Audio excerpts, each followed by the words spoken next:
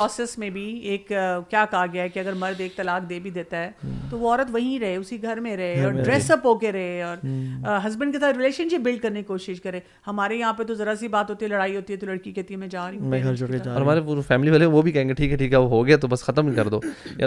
मुझे लगता है कि लड़के लड़की की जो उनकी अपनी एजुकेशन है वो अपनी जगह, इवन जो फैमिलीज़ हैं, मुझे बल्कि आप इसमें सजेस्ट करें कि जो फैमिलीज़ होती हैं लड़की वाले लड़के वाले, उनकी इन्वॉल्वमेंट के बारे में तो हाँ भी मतलब व्हाट डज इस्लाम से कि उनकी किस तरीके से इन्वॉल्वमेंट होनी चाहिए, होनी भी चाहिए, नहीं होनी चाहिए, और क्या क्राइटेरिया इन्वॉल्वमेंट का। सपोर्टिव रोल होना चाहिए ना, दोनों के लिए सपोर्टिव रोल होना चाहिए।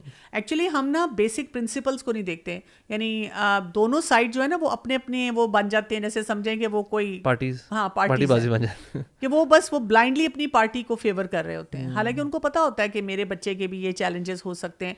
और असल बात ये होनी चाहिए कि उनका घर टूटने से बचना चाहिए। और अगर हमें लगता है कि हमारी किसी बात से, किसी इन्वॉल्वमेंट से कोई भी बात आगे ऐसी आ रही है तो हमें अपने आप को रोकना चाहिए, हमें अपने आप को थोड़ा सा करना चाहिए। मैं आज ही किसी से बात करी थी कि देखिए मैं कोशिश करती हूँ कि मैं अपनी बहुओं के साथ जो है एक इंसाफ के साथ रहूँ, लेकिन जब भी मुझे कोई सिचुएशन नज़र आती है ना तो पहली मेरे दिल में हमदर्दी अपने बेटे के लिए आती है। It is such a natural emotion. बिल्कुल बिल्कुल ठीक है, लेकिन फिर मैं अपने आप को स्किलफुली देखती हूँ कि भाई नहीं, ये अगर इस वक्त जो मेरी बहू चाह रही है तो ये वो सही बात कर रही है, चाहे मेरा दिल बड़ा अपने बेटे के लिए वो हो रहा है, लेकिन वो सही बात कर रही है तो लेट मी मूव बैक, मैं थोड़ा सा पीछे हो जाऊं। और वो अगर खुश हैं और वो अपने मसले को खुद हल कर रहे हैं इस तरह तो लेट मी। और पेरेंट्स अपने बच्चों को गलत कभी एक्सेप्ट करना भी नहीं चाहते। इवन हम जब जो पेरेंट्स जिनके बच्चे ड्रग्स या उसमें भी होते हैं ना, हम काउंसलिंग के लिए जब जाते हैं तो वो कहते हैं नहीं है बहुत अच्छा, बहुत चाहिए सब कुछ, बस वो थोड़ा बहुत अच्छा। ये जो है ना जो फैमिली वाले हैं जो जासूसी करते हैं, they want to hear the news currently क्या चल रहा है हस्बैंड वाइफ में, ये बहुत बड़ा खाली फैमिली वाले नहीं है, तो पूरी बरादरी माशरा हर कोई जानना चाहता है कि जी कैसा चल रहा है सिस्टम ना। और बात यह कि जब हम कहते हैं ना कैसा चल रहा है, उसमें हमें कोई अच्छी न्यूज़ नहीं चाहिए। हाँ, कोई वैसे पटाखे चाहिए बिल्कुल। और इवन हमें तो वो अपडेट चाहिए ना कि हाँ जी वो बेटा हुआ नहीं हुआ, बेटी हुई नहीं हुई, भाई 2-3 साल। और अगर कोई खबर ना मिले तो हम इतने डिसअपॉइंट होते हैं, हम कहते हैं कि ये तो ड्रामा ही नहीं चलना कोई। अगर जवाब दे देना कि अल्हम्दुलिल्लाह सब ठीक चल रहा है तो वो छुपा रहे होंगे, कहते हैं छुपा रहे होंगे जरूर कुछ ना कुछ बात है। मैं एक मीम देख रहा था, वो एक छोटी सी वीडियो भी थी, तो उसमें चाचू या पुप्पी कहती हैं अपने कि बेटा पढ़ो लिखो और बड़े इंसान बनना, तुमने मेहनत करो, तो बच्चे कहते हैं बर्दाश्त कर लेंगे। सो बात ये है कि अब्दुर्रहमान बिन औफ जो थे ना, वो उमर बिन खत्ताब के साथ रात को ना पेट्रोलिंग कर रहे थे उमर बिन खत्ताब के दौर में, ठीक है। और उमर बिन खत्ताब ने एक घर में देखा कि जिसमें बर्तनों की आवाज़ आ रही है और अल्कोहल की उसमें से बू आ रही है और सब। तो उमर बिन खत्ताब ने कहा कि ये अल्कोहल पी रहे हैं और मुसलमान मदीना की बात है, तो I think we should stop them. Abdurrahman bin Auf ने कहा कि अमीरुल मोमिनीन आई थिंक हम गलत कर रहे हैं, कि कुरान में आता है फला तजस्ससू, जासूसी ना करो। एंड उमर बिन खत्ताब ने जैसे ही सुना ही turned his back and he moved away.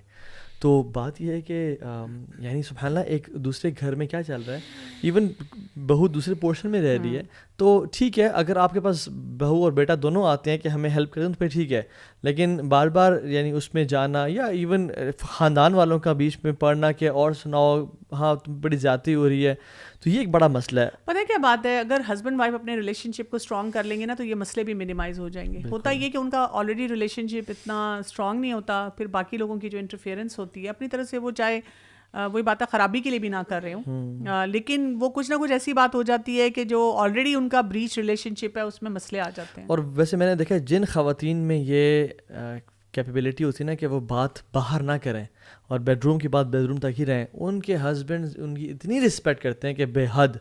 और जो हस्बैंड्स डेफिनेटली घर की बात बस कहते हैं ये हमारे बेडरूम की बात है, ये हम बाहर नहीं करेंगे। सो इनमें ना अजीब सी बॉन्डिंग होती है यानी।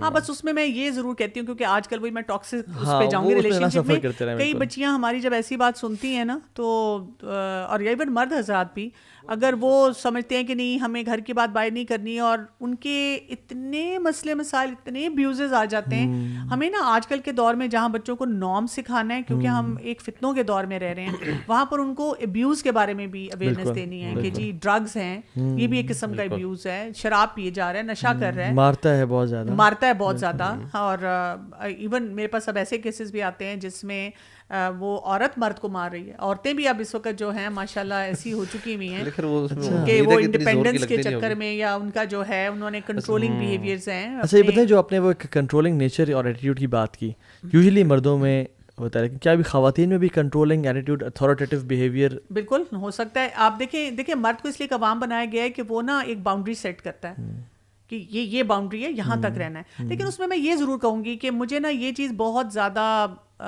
पसंद नहीं है, और मैं समझती हूँ मैं जितनी भी खवातीन से बात करती हूँ उनको पसंद नहीं है। और आपके प्रोग्राम के से मैं चाहूँगी कि मर्दों को ये समझ आए, शादी होती है ना, शुरू में बताना शुरू कर देते हैं मेरी अम्मी के साथ तुमने अच्छी तरह रहना है, मेरी अम्मी का ख्याल रखना है। भाई अगर आप शादी करके लाए, वो लड़की रखेगी क्यों नहीं रखेगी? लेकिन ना ये एक बड़ा ऑफेंस है जो कि दिया जाता है। शर्तें बता दी जाती हैं, तुमने ये ज़रूर करना है, तुमने ऐसे नहीं करना, तुमने अपनी अम्मी के घर नहीं जाना, तुमने इधर नहीं जाना, तुमने ये नहीं करना। वो ऑलरेडी डिसलॉज होकर आई हुई है, उसको भी प्यार मोहब्बत चाहिए, पैम्परिंग चाहिए। ये तो बड़ा मुझे लगता है कि स्ट्रेट अवे आप ना मिसट्रस्ट डेवलप करें, एज यूर अज्यूमिंग ये नहीं करेगी सारा कुछ।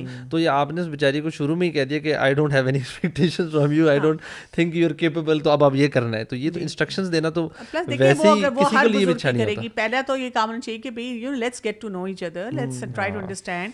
मैं तुम्हारी फैमिली को अंडरस्टैंड करूँ, तुम मेरी फैमिली को अंडरस्टैंड करो। मैंने तो इस वजह से अपने घर में एक रूल रखा हुआ है कि जब भी जो है मैंने अपने बेटों को कहा हुआ है कि जब भी बहू जाएगी अपने उधर मतलब मैके जाएगी, तो you should go with her और you should spend all the time. हमारे तो घरों में ये भी बिल्कुल पसंद नहीं किया जाता कि मर्द जो है वो कहते हैं बेटा छोड़ के वापस आओ। मर्द तो तुम कहाँ जाके बैठ गए अपने ससुराल में? घर दमाद बोलते हैं इसको, तो घर रहना दमाद शुरू हो हो गया। जाता है, जो रहना शुरू हो जाता है वहाँ पे पका पका, आई थिंक वो हाँ, होता है। लेकिन टेम्परेरीली को भी नहीं पसंद किया पसंद जाता। नहीं किया जाता। देखिए उस लड़के को जाना चाहिए, he should get to know the family. उसको वो देखे तो सही कि उसकी बीवी किस तरह के एनवायरनमेंट में रहती है, उसके वहाँ के क्या नॉर्म्स हैं। वो दिन रात अगर 2 दिन रहेगा तो उसको समझ आएगी, वो फिर आकर उसको अपने घर में उस तरह एडजस्ट करवाएगा, अपनी फैमिली को भी सिखाएगा कि जी ये लड़की क्या पसंद करती है। और ये मैंने सीरत से सीखी थी कि जब मैंने पढ़ा था कि वहाँ पर रसूलुल्लाह सल्लल्लाहु अलैहि वसल्लम 3 दिन के लिए शादी के बाद जाकर वो रहा करते थे निकाह के बाद उस घर में। तो मुझे बहुत बात अच्छी लगी थी जब हमारी टीचर ने बताया कि मर्द के लिए ज़रूरी है टू गेट टू नो। लड़की तो आ जाती है ना। अब आप देखिए कितनी छोटी छोटी बेसिक चीज़ें हैं जो कि हम प्रैक्टिस ही नहीं करते। हमने ना वो भरम मेंटेन रखना होता ना कि वो जो है ना मैं बहुत अच्छा I'm the boss और मेरी कोई वीकनेस ना खोल जाए, मैं कि इतना फ्लेक्सिबल ना हो जाऊं या इतना गपशप ना लगाना शुरू कर दूं कि मेरा जो रोब है वो टूट जाए। तो ये अनफॉर्चुनेटली चीज़ है इसमें अगर वो आ जाता है मर्द भी ना, शायद वो अपने कंफर्ट जोन से बाहर नहीं जाना चाह रहा होता। उसको होता है यार मैं वहाँ जाऊँगा अनकंफर्टेबल होऊंगा। हाँ, तो अब वो ये जब वो जाएगा तो वो फिर ये सोचेगा ना कि मेरी बीवी के लिए कितना अनकंफर्टेबल है कि वो 20-25 साल एक घर में रही है और अब वो आई है नए घर में, उसको अभी कम अज़ कम मैं 5-6 साल तो दूँ एडजस्ट होने के लिए। मैंने तो दूसरे दिन से उसको बता दिया कि तुम्हारे घर में जो भी होता था अब इस घर में तो ये तुम्हें ऐसे रहना पड़ेगा। और हम ये नहीं कह रहे कि ये फ़र्ज़ है आप पे कि आप रहें जाके, लेकिन ये just to know the family, उनकी डायनामिक्स क्या है, उनका घर का फ़र्ज कर लेंगे तो फ़ायदा हो जाएगा ना। मर्दों को क्यों इतना आसानी? आपसे एक पर्सनल क्वेश्चन है। आप जब सास बनी पहली दफ़ा तो आपको कोई माइंड सेट जो भी आपने मतलब पढ़ा हुआ सारा कुछ, do you feel there is like mind shift होता है एकदम से? कोई फीलिंग्स टुवर्ड्स द बहू किस तरह की होती हैं या विद टाइम, मतलब हाउ डज द एवरेज सास आउट देयर शुड फील?